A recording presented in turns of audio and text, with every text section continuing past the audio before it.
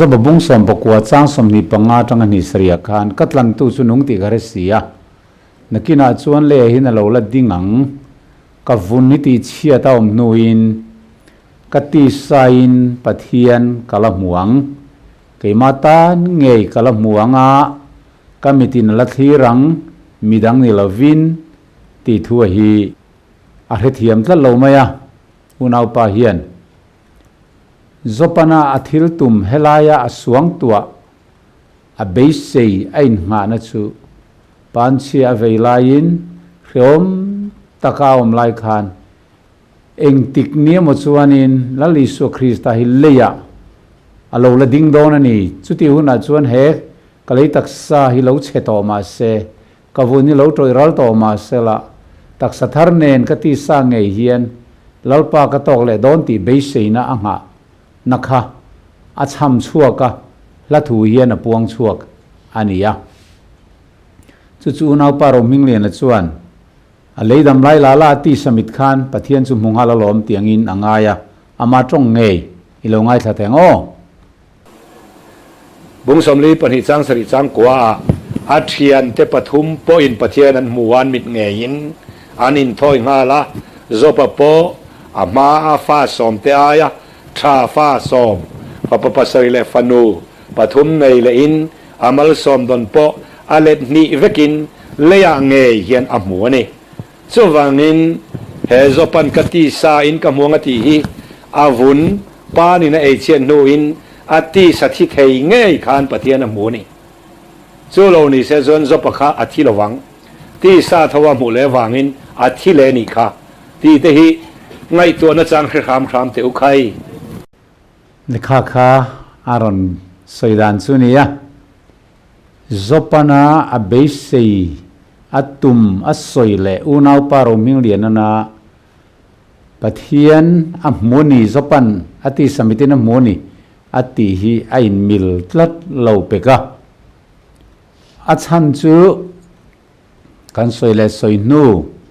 huat thu ni lo sela pathian thu kalphung man lo anei thina hetilai hian he thu zopan athu soi thlen dikna ati chu zo babung somli pani changa chang ruka bengarhiana mai zongin ka heto chiama se tuna zong ka muta che chu wang tak chuang ka intena vudle vai vuta thuing ka sim ta e tia soi hi nianga in aron tan chanta ni na langa amai ro chu helaya zopan beng arhiana mai zongin ka heto thin chea ma se tuna zong ka muta che an tia hi rin namita amu na thu dai ani zoka atak taka amit long ina pathian amu na thu ni haulo hei chu hengte rethiam le lo tlat mai thina hei chen pathian rongbol tu ro pui mi ngai san lo ni to te chuan tharau mi ti war na te chu chang ni se rethiam ve mai turania hei hi ati samit tak taka pathian amuanga bel tum tlat maya amai ro chu hei hi chu ati samit tak taka pathian amuna ni lavin arin na mitin tong pakata atharau mitin te pokan tianga tharau mitin kan ti hian kan chunga tharau om ve kirkera minung kirker kana muni lavin ama zo pangei khan tharau lam thilin arin na mitin pathian kha chiang zokin amuni khati tak mai van duin rap thak tak mai lo thena anei zong zongan lo borala suta ato pa pan chian ve setana kut thak noina an lo nia rap thak tak maya ti duda na te setana soi sang na te tor nuwa ale ta mal som na handong le chhota ka tun ma zonga pathian alo hriat thin na khachu benga hriat na angleka angai ta khamian tor nuwa pathian ro puizia an mu chian na khachu ama ai chiang zo benga hriat na mai ai fia amu mu na tak tak niangin ate khin chuak ta a kha he ti samit longa pathian mel mu na ni lovin รินนามิตาปะเทียนหมูนถูอัทเราลำมิติวาร์อันนี้ถูสวยนะอันนี้จอกันนี่ที่เขาเราเทียมเสกดูเลยให้ฮีอุณาไปนั่งไอดานังะถ้าเราที่เทเลกันเนี่ยสุกันชูงไอเย็นกุดเล่เกมิดเล่เบงในยินเอาเวงกิมเรเวกะจุมิมิดจวนมูตีนะอันนี้เราถ้าเรามิตีนะมูกันตีเฮียนอามาจบกานปะเทียนถ้าเราตีวาร์ในยินรินในปะเทียนค่ะอารินนามิตินอามาไอเจียงโจกินะมูตาตีนะมาเยนี่ตีค่ะเราเรียกละตีสมิตมูเทยอันนี้เราว่าปะเทียนนี้เสียมทารนตักตักตรอยเทยเราวันตักสปูกันนี่มาจวนเฮกันบทเชียนนะชิงมิเทียนปะเทียนอมุเทยรีเราเอ็กโซดัสวงสมทุมปทุมจางสมนี่เราเชียร์เตียงที่นั่นนี่จวนกับเมลส่งอิมุเทยระวังมีมัวนุงเร่งเทยตูมาเร่งอนมสีลวะอาทิตย์นี้ให้ปะเทียนอินมูเซียนเฮน่าสวยนี่จู่วังอินเอ็งกิมเสียมชัดหุ่นอาเทนมาเราจวน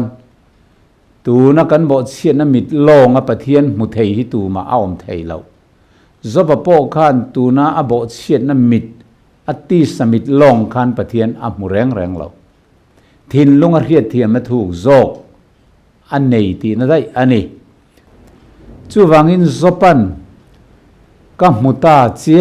อติอมเสียค่ะเฮมอติสมิตินอมูนี่เรากันสวยโตค่ะอาเจียงโตกินกระเสียถ้าเราลำมิตินรินนมิตินตูนมาจงอปะเทียนเราเรียดเทียมนักจูเบงเรียนน้ำมายังเล็กเรานี่ตูนัตีดูดานัดเลตอร์นัตินแรงอันปัลตังนัวปะเทียนมูเชียนนักจูอามาไอขันเราเฟียดโจกันนี่อาทินักขานี่จู่วางินแห้งถูเตพอฮีถ้าเรามีจวนเรียดเทียมโอตักอันนี้อติสวุนเลตักซาเลยภูมาอมาอัตรอยเชียดวิกนัวปอตรอยเทลวินไก่ถอยนอมเลดอนตีเบสเซนะอันนี้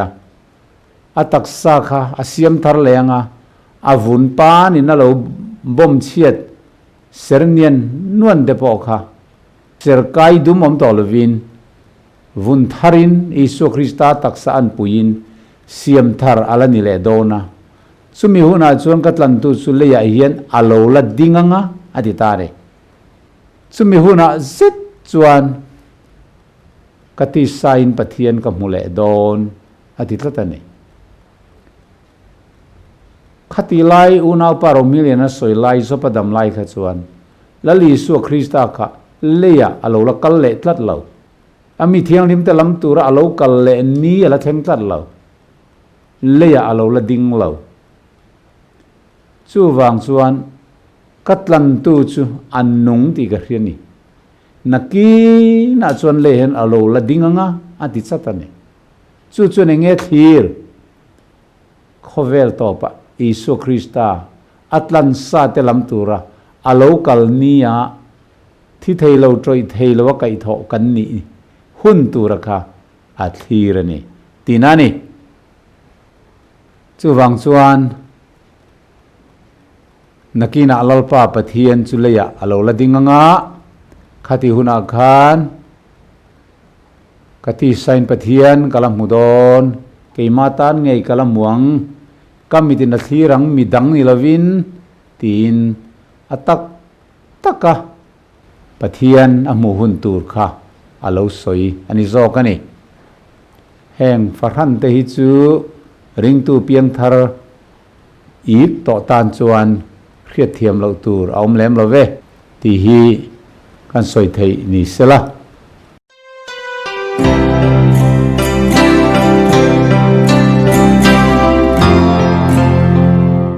อัตโตเลียชวนอัฐิลเรียดเทียมเราปักขัดกันหันตาลันเลตูร์ชูกอรินขัวติรโกโปละเลขทนบุ้งสมเลปังอามีมานิหุนเทอุเซละค Krista chu tho ma ruai tu ni ti om zia hi abel fule tlal lawa thi ni nia thi vele vana kal ngal na kha thole na abel tlat thina ni hei hi amarin dan diklo atang lak lo to si tharau thi thei lo kan nei na ring lak lo to si atlom hre to si chu wang chuan mani hun theu zela Krista thom ruai tu ni polan na lo soi te hi kan thi ni piang khan kan thole ngal vek mani thewa khan kan thole ngal vek wana kan kal ngal vek ti zong in zirtirna aron soi ta ni ama thu soi ngei longai thateng o mitin hi an mani hun theu zela an thi ni khan thong ma ruai tu i suan he nan thleng zel mitin hian mani hun theu zela Krista kha thong ma ruai tu ni nakina lo kal le huna po a thong ma ruai tu ne na lo om te kha lalpan ron khuayang tak samu thei an ron neyang eng wangin mu thei an lan ri lo le kha kha asoi dan chu nia he kan thi ni hian mitin mai hi kan thole ngal zelani wana kan kal ngal zelani tharawin chu chu nakina po amarualina lo kal thale don tiangin angai tat mai ni hei hi athil khia thiam lo tlat thin chu nia achan chu he kan tak sa chu ngai hian ke mani ni lo ke mani minung ni lo rau nung dang kut le ke mi le beng nei thil khrevek mel thatak sul na khoi phak lo thi thei lo hi om arin lak lo tlat to wangin Bible chi reng kha e heti zong hi lo ni reng tak mai a ti tum na pakhat ma nei to lova eng ang point lo ziak sela ama du dana kai kul khatum char mai ni apoye me ma taksa thole na thu Bible polan asoi hi apom thei tlat lova chu wangin mani hun theu zela Krista chu tho ma ruai tu ni ti po hi thi vele a thole ngala wana kal ngal zel soinai mo atilui tlat mai ni mi malan thia piang yen an thole ngal ni angin angai tlata he ngai dan hi humenai le fileta te ngai dan le rin dan diklo la om tak mai kha ani ya Timothea thon ni bung ni chang som pasri teng kan chiarang o an thu po chuan pan cheyang in ei zelang an zinga chuan humenai le filetan telani chung mi te chuan thole na chu tuna poni to dai tin thu tak kong chuan kal koi sana mi then khaterin na anti bo thina tin pola hian chiang takin soi ni tuna kan thi vele thole na ni ngal zel maya rin na tak maya kha humenai le fileta te zirtirna ni a hlau me ma chu rin na konga kal bo na ni ti pola chuan mi then khaterin na anti bo thin atiani chu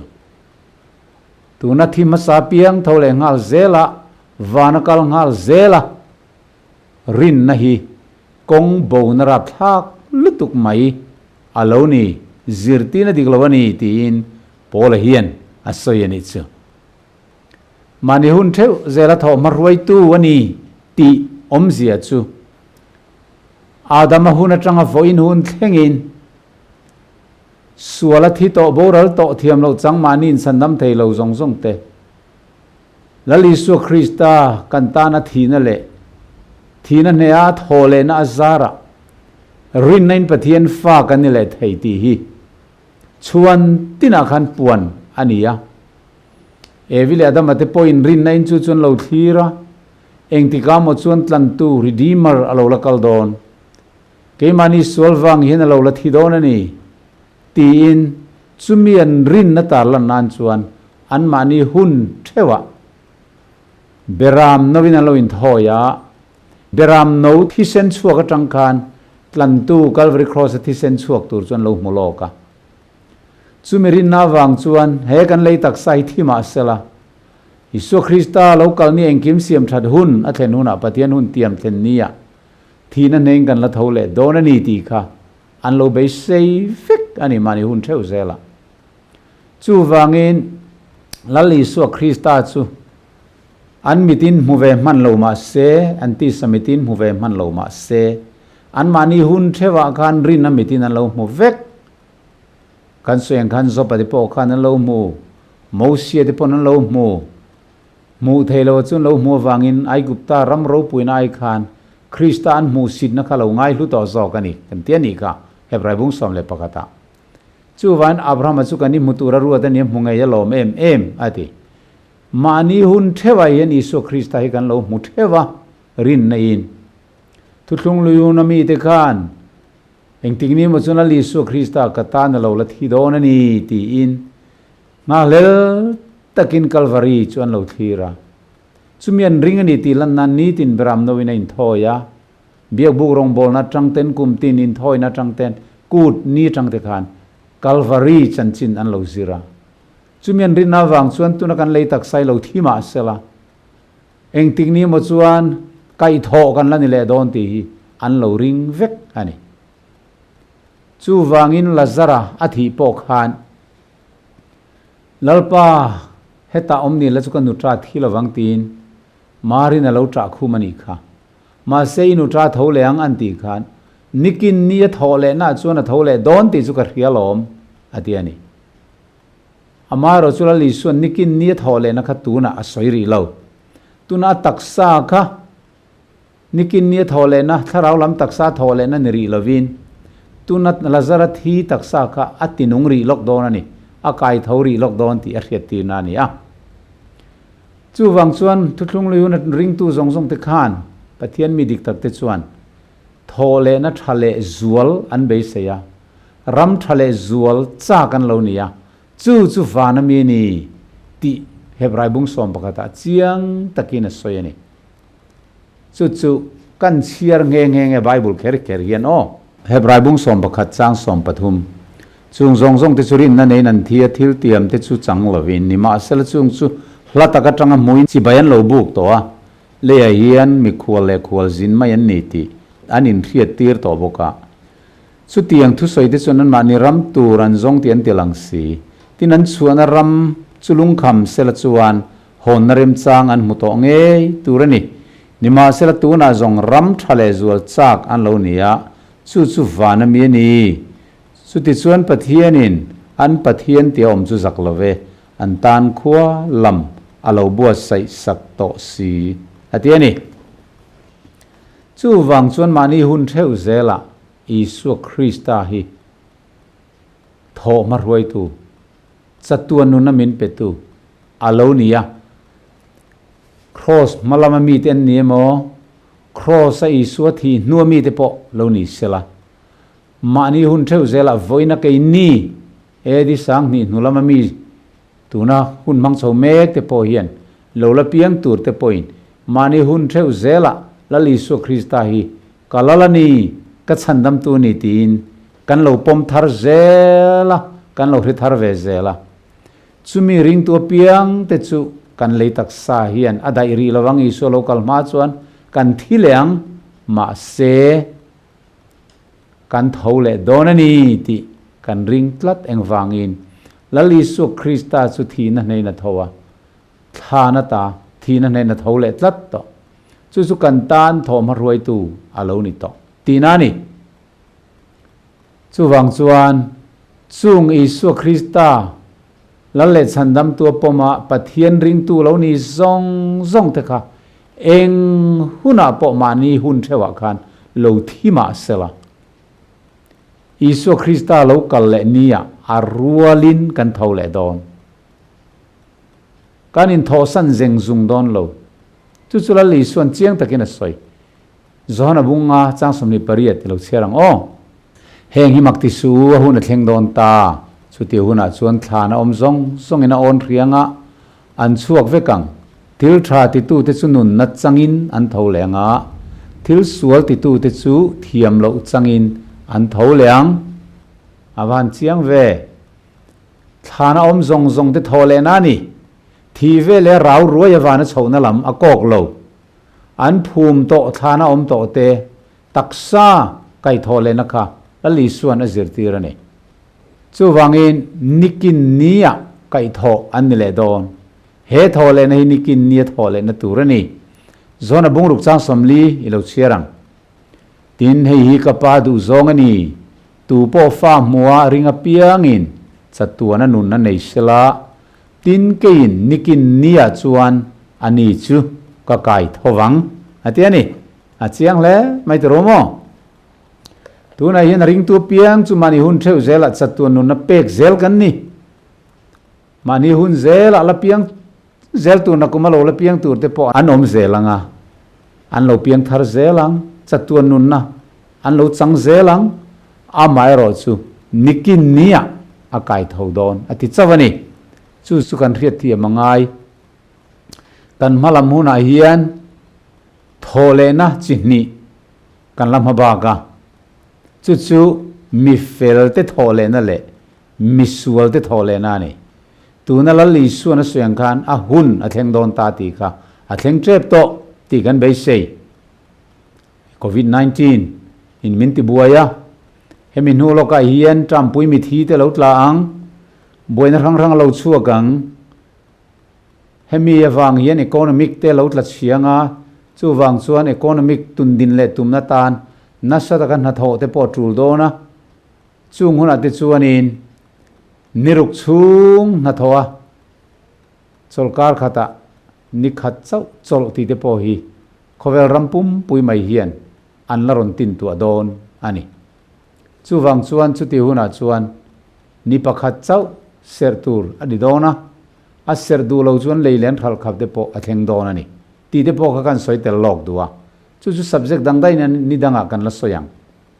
tir ko dibong samni pali cha som panga som pur ka tin mi fel te le fel lo te thole na omang ti pathian lama ka be se ya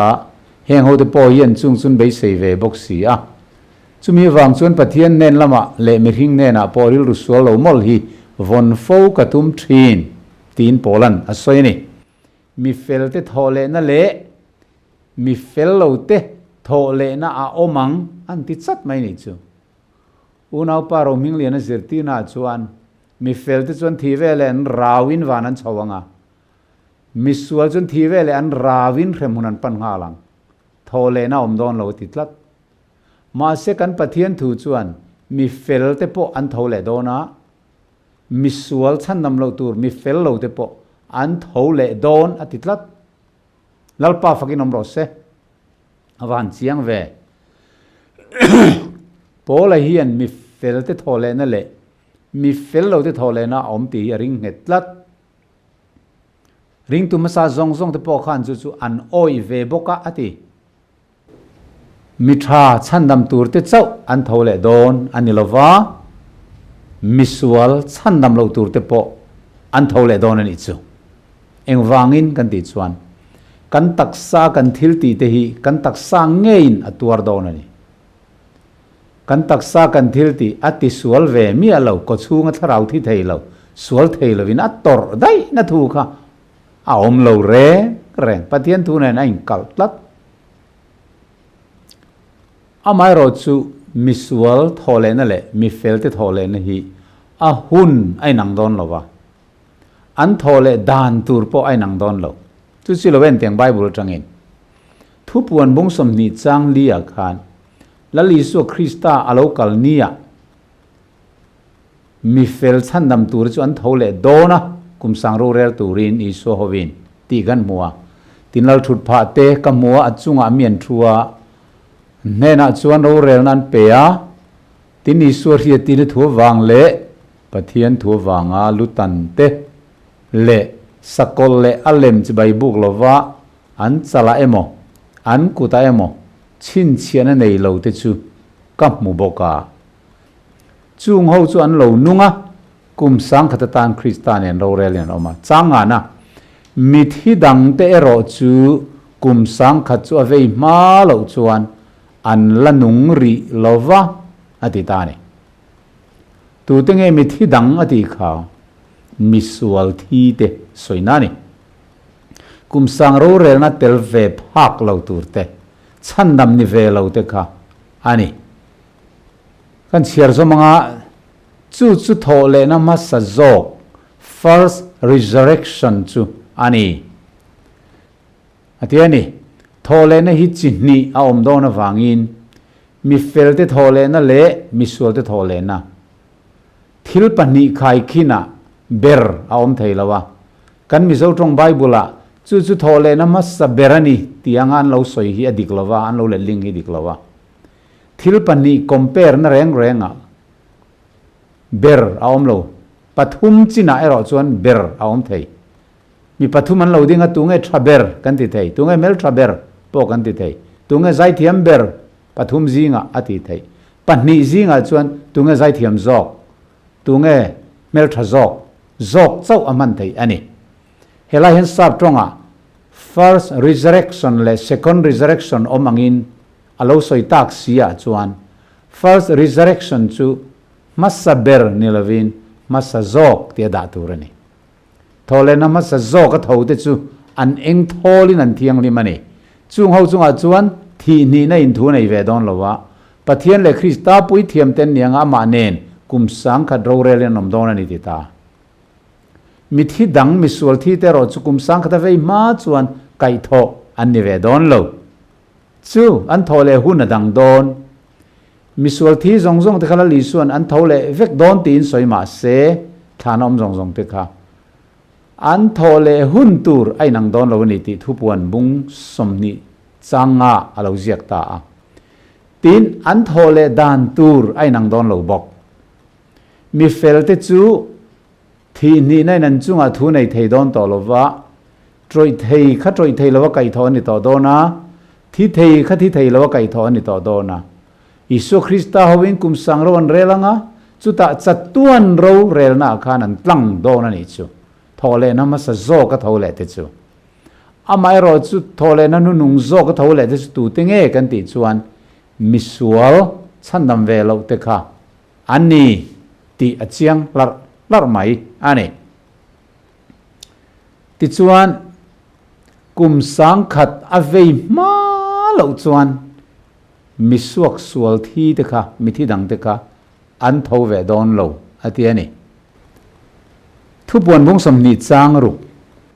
thole na ma sa zo ka tel te chun eng thole an thiang li mani chung ho chunga chuan thini na chuan thu reng nei lova pathian le krista pui thiam ten nianga ma nen kum sang kha do rel om zo kang tin fia takin soya chuwan mani hun thewa tharawa pian tharna changin thi nuwa po thole na tur nun na bu mingziak apiang te kha thi nuwa po thole tur an lo ni dona eng hun thi po ne ro se mani hun theu zela isuring apiang te kha dali su krista thi na le thole na zara an la tho ve don eng ti khuna mo lalpa ngei chu au thom nen van tir ko tung nung bero nen pathian to trodri nen van tang lo chuk don Thessalonica thon khat bungli chang som paruk atangin kan mo ti chuan isu krista ringa thi to te chu an ron tho ma sa ang atile ta ne lali su ring tu ni velo chu an tho nu nung don ku bible zirtirna ne ti chuan nung dama lo la om te ne na ruala ti dang lama omin mi felte zong zong kha vana kum sang ro rel tur lak chho ani don leya ani don lo mi tam takin jerusalem a kum sang ro kan relang ten tia kan soi kai zo kange kan subject ni lo ma se tin leya chon ro an rela ti thujiak te kha chang choin leya kum sang kha ron rel don mon ti thin ani lo pathian thui zir chian ngai chu chu chiang zokin nidanga kan la soi tura be seila ti chuan kum sang khat avei ma lo chuan mi sok sual ten thodon lowa tuna thole na kan soi me ka hi chu isu krista local nia chandam tur mi felte thole na khane korin thon khat bung som panga chang som nga pakhat reng kan mu ilo chiarang ngai to thuruk ka hil don chu hi kan zain kan mu hil kher lowanga nima sel kan zain to toron hunum berri khuna chuan rei lo te a mit khap kar lowa ti dang laming kanom vek tawang to toro churi don sia chuti chuan mi thi te chu troi thei lawa kai thona no manga keini po ti dang laming kanom tawang keini po atia kha thi velo isu lo kal thenga anung dam te jinga lo muak theng tu soina niya khami jinga khan pola khan telve phak turin ain ngai ani cái ni po an tin chan ka mà se alo tel man ta lo alo thi ve ta mo lo liam ve ta chiar zom zelang he troi the hian troi the lo na sin tur ani ya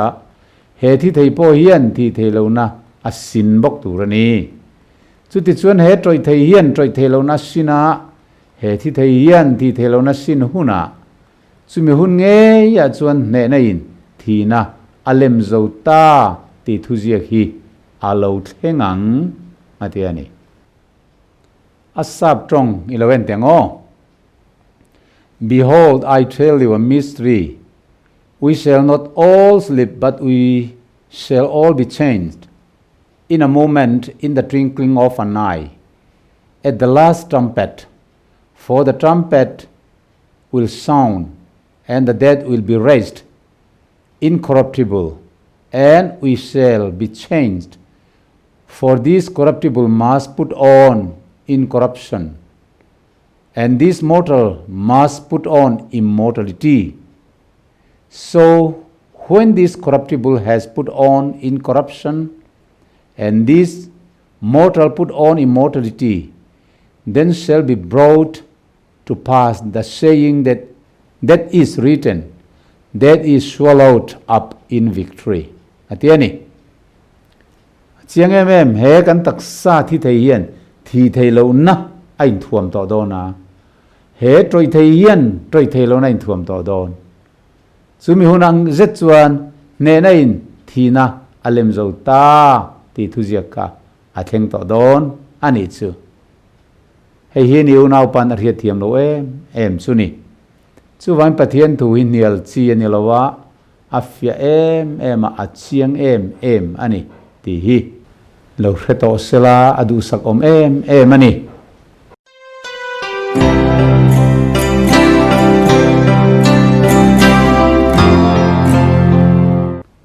le unau paina athu soi mak dang dai le de lek kan lo zir ho le nga chu oxygen le carbon dioxide chung chang a zirtirna ma le ma in kal na te po anianga tin diklo de leka min pu na te po anianga ama sain oxygen le carbon dioxide te hi pathian tho in ti thina tin miron pu tamaya ama trong ngei lo ngai thlai la o tu na hian kan thok hian oxygen kan hi blu ta kan thok cho hian carbon dioxide kan tho chua kani oxygen kan hi blu le carbon dioxide kan thok chua hi pathian tho kha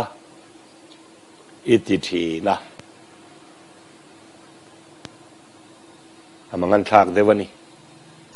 rannung tho te nun na nei zong tho te hi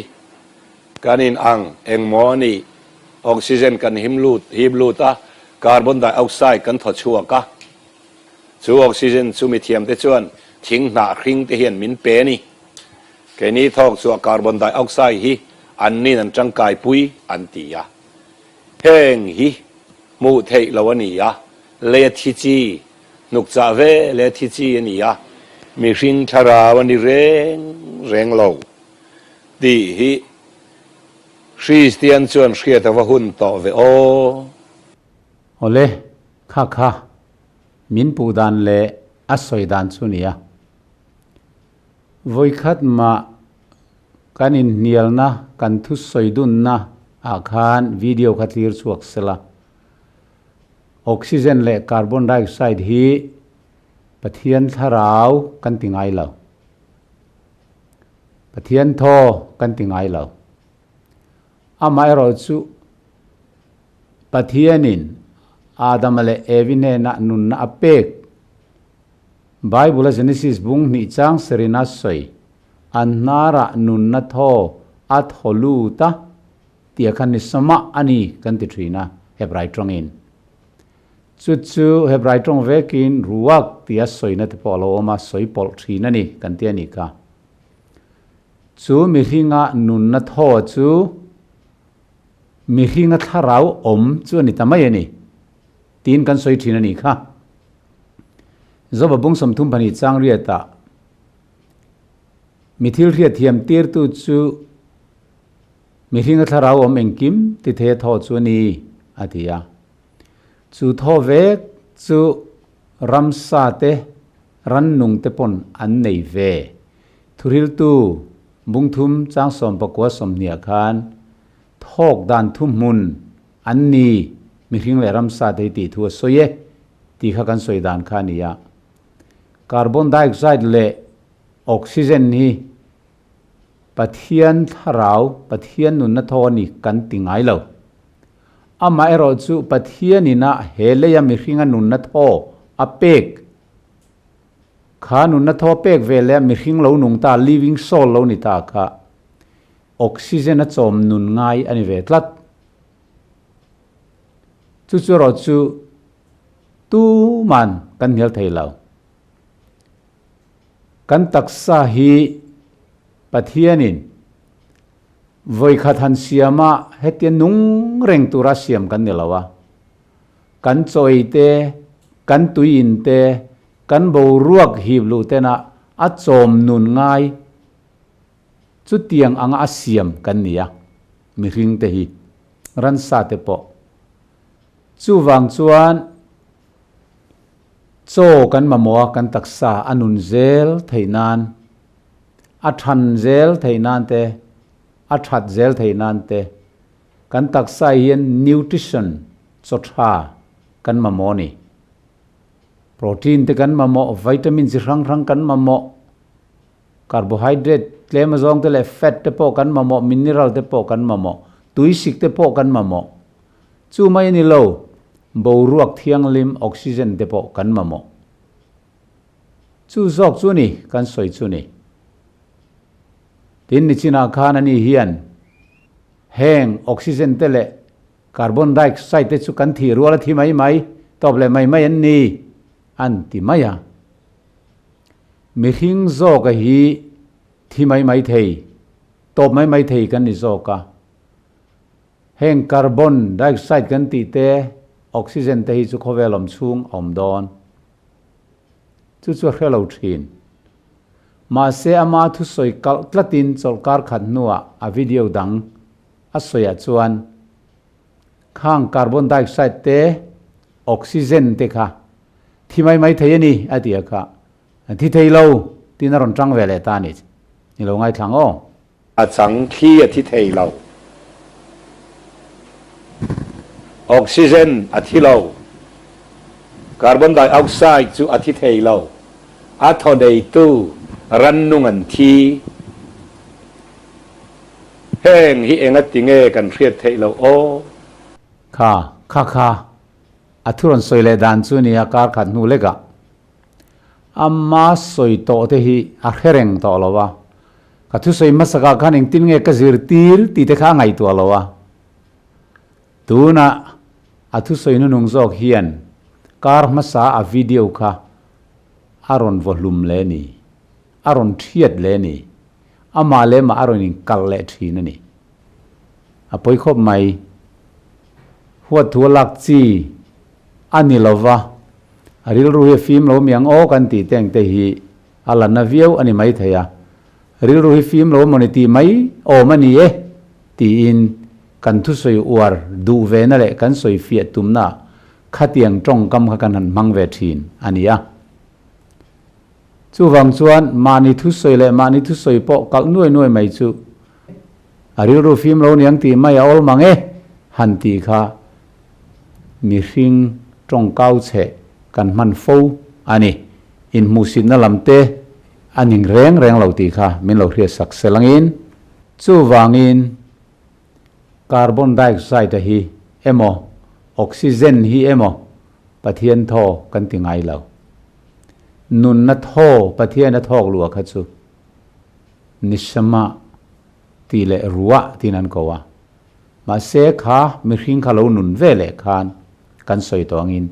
โจโจมนุนง่ายเร่งกันเนี่ยออกซิเจนนี้ดินกันทอกันง่าย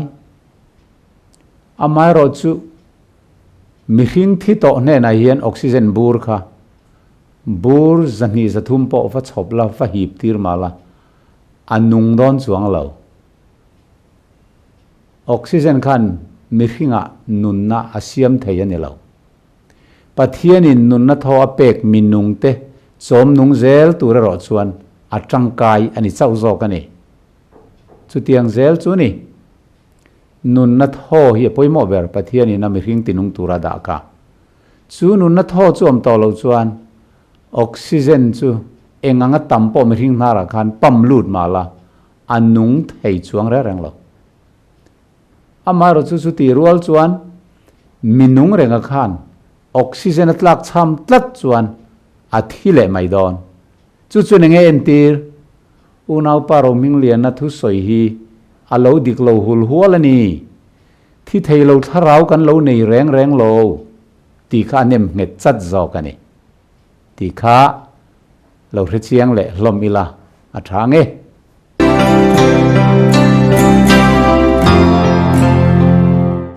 le tu na hian subject poi model mai kan han zir ho le don ania chu male and female ti chung chang ani ani hian adama kha mi patna le mei chian nei kop male and female niang khan aron soitlat maya khami diklo zia kha ka chang towa ma se tun tu mai hian aron tang non le ngam tlat mai hi makkatia ani hian adama kha pathianin male and female ni na nei na siam ni hian a chuat thlat mai ni ama tong ilongai thapot mai tiang bung ni chang som ni bung kha chang som ni pasari genesis a hian great ania mu thei ri lo mi hring le mu theyalan huna ani dan ang tur engkim asiama mei chia a le mi pa a tin le lin ania male and female ania anu le apa in a crate chu adama chau po kha adama khan mi pachi le mei che chi om kopa ama chawa khan mei chia tu rom sani mi pa a hian mei che chi le mi pachi ya om ti ka soi kha atan chuan kal sual na rap tha ka ni ome ase chiang takin doctor te soi hi kan chiar tiang mi pa hian chi spam kan tia hian x le y chromosome a oma y chu mi pa siam tu ni a x chu mei che siam tu ni chu wangin mi pa spam a hian mei chia tu le mi pa tu rom sa mei chia a ero chuan mei chia chuan spam kan ti hen nei lowa x tui ar tui kan tiang chi mei chia hen tui an nei a chuta chuan medical tama chuan mei chia chuan x chau an nei medical tam soi dan chuan mi pa x le mei chia x a in ton khan mei chia a pianga mi pa a uai le mei chia x in ton khan mi pa a piang ti hi doctor te chuan an soi ani in ko rana doctor te in nei teu sia lo zon ve te khai riat lo piang soi che chi ni hi zong mi pui king lo om da na ni ya azia lo deu DNA kan ti chunga hian mi pachi a uai le exam mei chia chuan tui x an ne ya chu ta chuan exam chu wangin kang te kha chu hret hama mi thiam inia ka soyan ya wanga han hel rim rimi chak te po kha azia lo lutuk deu lekin ka ria a mi pa a hian mei che chi le mi pa chi om chu wangin bible chuan fa te hi mi pa fa angin abrahaman isaka ringa isakan zakopa ati chan hi ngati nge mei chen soi tel lo mi pa chi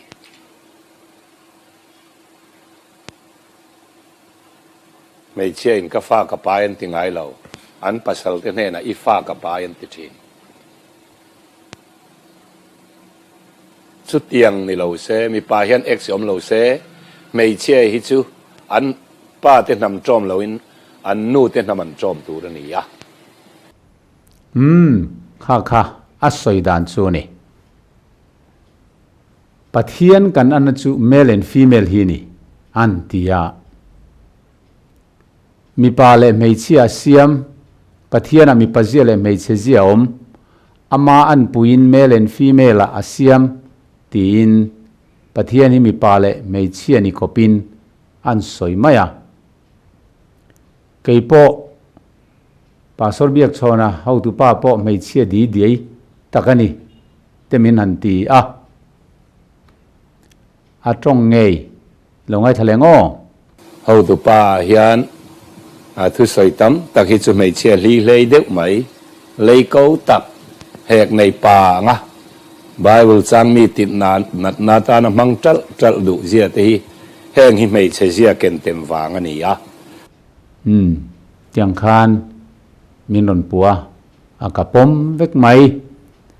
mi hringa yen mi pazia le mei che zia om ti te po apom a khom lo khop mai ama ero chu Adam khami pa le mei chia ni ko panga achua mai kha chu arap thak lam rat ani Adam kha mi pa le mei chia ni na nei kop male and female a asiam yen ngai tlata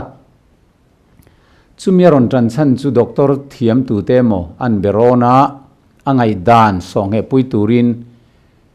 doctor thiam te som ni nge in arin oma mi pa hian mi pachi le mei che chi x le y om kopa y chu mi pasiam tu ni a x chu mei che siam tu ni mei che chuan x chawan nei ti te kha aron soya mi za chia takin thamlo takle diriam takhan doctor te khalo ron ve te khai doctor thiam in nga lo mi doctor te u aruk te khan lo khil ve te u te khamin ron ti vela amai ro chu ani hian pathian thu soi poin dik om de walang dik si lo hian a soi thiama athil riat hi a chiang lo thina tuna chin thla na chungchang aron soi te po kha a hretel thela a hre chiang tok si lawa aron soi khatam tak digom lain thil diklo te poron soi tela DNA chunga heng chromosome tam taka omani te kha anon ti mai zela zir chiang tok lo miang o katia chromosome chunga khan DNA a om ani zoka khang te kha chiang inti farhan khan aron soi ania engponi sela mingen nangin lema zong chu han soi taila doctor thiam te thu soi dan hi mi hring pangaya hian timur kan ti mai nga cell kan ti hi trillion somthum le pasari vel zet a omni nan soya chung timur te chuan nucleus an nei ve ka cell a khan nucleus saum ta chu nucleus chunga chuan chromosome an ti chom le ta somli le paruk a oma chu somli pali xy hi mi pain an nei ve ka cell zong a chromosome somli pali plus xy chu somli le paruk ti na lo ni ta ni somli pali a x le y kan bel chuan liruk alo ni ta ti chuan chu mi pachia x le y om le mei chia te chia x pani lo ma kha nu panun min an lo manin kha mi pachi le mei che chi a x le y kha alo in ton fu khan mi pa alo piang ta mi pachia x le mei che chia x kha alo in ton fu khan alo in zygote khan mi hringa mei chia alo changta alo piang ta chu kan pom thap ani adikani khata khan nial tu ra om re reng lo amai ro chu tu na karon soi pui du la ya chu Adama khan male and female om antimai kha diklo vani mipa hian male and female om kop anilawa mipa kan nia kan chia khan x le y om chau zo kani chu mipa chia x le y chu mei che chi tel lovin amain mi hringa achang thelo hrim hrim mipa chia x le y kha in belbom tir maila mi hringa achang thelo hrim hrim engti kong mai na thelo hei hi unau pa Rohmingliana hian a thiam lo mi o ka tia mei chia chi x pani omakha mi pa chia x nene mo y nene mo a in ton chau lo chuan mi hring apiang theilawa chi a in tha theilawa ni chu wang chuan mei chia te hi female tia ko ania female chi le male chi kha a in ton chawin mi hring apiang thei ani zok ti hi unau pa hian kamit kanar ti tukin lo reto se athao me tin thilpoi tak mai chu hetiang thleng aron tang kual koi chho vela hi atran mun anget to lawa in ham tan na tur zong hian aphar kual thui lu tuka mi hring chi te a han soi thleng chhota ania enge kan thu pui kha biology ani lo kan thu pui hi anatomy ani lo mi hring taksa chung chang zirna ani lo mi hring in tharau thi theilo kan nei ti le kan nei lo ti jok kan thu pui ani tro engpo ni sela atira ani hian atan muna voini thlengin mi hring hian tharau thi theilo pumrua nei pian mang nei ru rel fu ke nei mille benku le ke nei vek thil kre em mai fing tak mel thatak mai kan nei cho po mamo velo thi ve theilo chu pathian an pui ani pathian omruala om isu ne na chul khat kual tin a soi thina chu ti lo ni chuan pathian omruala mi hring te tharau hi an lo om to ani ngai chuan levai vuta siam kan nia levai vuta mi hring tharau te chu pathian in a no lu ma tharau stage an om lai khan thil hriat tur tam takan lo nei to don tina nia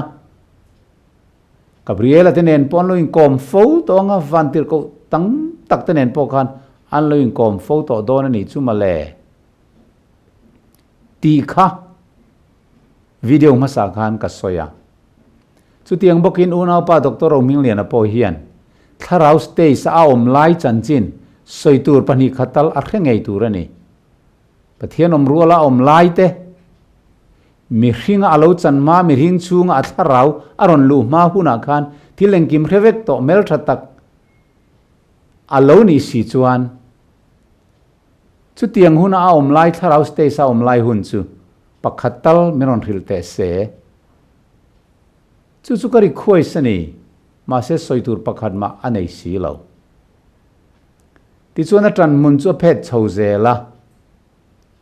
hetiang ang hian atopa aron tangkwal tani alai na dom khop mai tin kei khan chu tianga pathian om ruala mi hring tharau hi lo om vek to ani si chuan ruang am nei pian mang nei fing em mel thata kanga mi hring hi levai vuta mi hring siam ni ma khan pathian rualin lo om vek to ni si chuan pathian a khan an lo phar huang to nga an lo che sup thei to tina niang mo kan ti khan amang ang ta a minung an ni si chuan chu ani ngei tur ani boxia minung ruang am nei fing tak thi thei lo cho po ma mo lo an ni ngat si chuan chu tiang chuan an lo phar suai lo an lo phar huai an lo leng huai to don ani ti kha ani dan tur dik tak ani sia ma se chu tianga han zo chuan chu tiang ani lo pakhat chau kha nuai tam taka asiam ani mai te han ti thul tuna atang tha thei to lowa atang ngam tak tak to lowa mi hing chi in kanom ti zong in tran mun an khuar ta ni athu soi ilo ngai thateng và na khiên kharau tam tak an lo phar sup em niang le atia chi om zia khelo angin soi vak mai bu chi a hian bu kung i mu em vai mim chi a hian a vai mim kung i mu em chi in an omani chi in a oma tam takan ni lo pakhat kha tam taka asiam zo bani Hebrai bung saria kan mu kha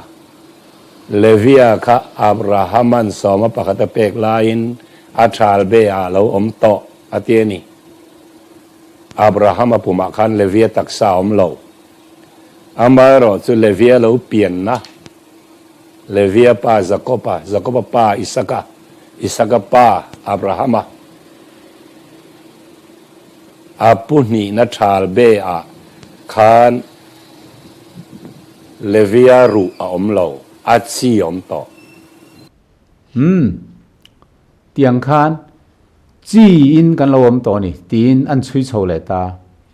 Levia po Abraham thal be a alo om dai to khati lai khan ru ala nei lo ti in mi hring chi spam hi mi hring tharawa an chua ta zai mai ni chu unau pa thu soi pui chu nau pan lai thon thu an soi ato pa mi hring kha to pa ke la chang an tiang deuh mai hi kan ni don in alang mi hring tharau kha to pa mi hring chi a chua ta chi hi chu thi thei ania o unau pa rai thei hun chung te hi ni rei lo te nia khami chung khan spam a chromosome kha a thi zung mai ni tharau thi thei lo ti chuan unau pa chi hi chu thi ma te mai nia a poilu tu I thulak dan hi a kong abo chu wang chuan in ngai tlom takin sorry kalau ti sual na hi kalau chui fu lo devani Bible hi lo dik zo ke ti mai langin imol phau tam lo zo kang kan thatlang zo kang in nial po ngai lawang kan kaltlang dial don nia pathian in mangai che ni heti ema I tang pher tur hi chu kalai na che ni khovel an thliren che mi hring chi hi tharau thi thei lo mo lo nianga chu tiang chuan mo kan lo omang amang an thak lutuk I pathian thu chui dan I theology hi atual cher lutuk ani tina soidan le pakhata chuan mi pachi kha ron chui chho zela nam ma po pa nam kan la zel mei chein ifa ka pai anti zel hi ti in aron chui chho zela adik na chen po me pa te nam kan la zel zong ani hi tam zokin ma se chu adik kim chuang lo tuna hian khovel ram hrang chan chin zero se khovel ram hrang India ram aringot po hian nam som deuh tho hi nu te namakal an la om vek marama po chu tiang anom karen ho te po chu tiang zelin Africa rama te America rama te North America te South America te mani nu te nam chom zok nu te chiang kal ro sem na po pa te dam reng ma se nu te thu zel khatiang nam kan la tam tho mai kha chu tran phung beram han tlak ani chuang re reng lo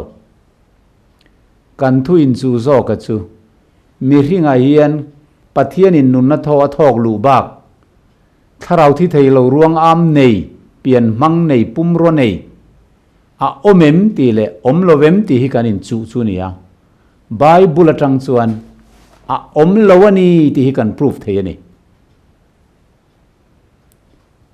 amaro chu nau pa hian angin a soya ril tram thei lo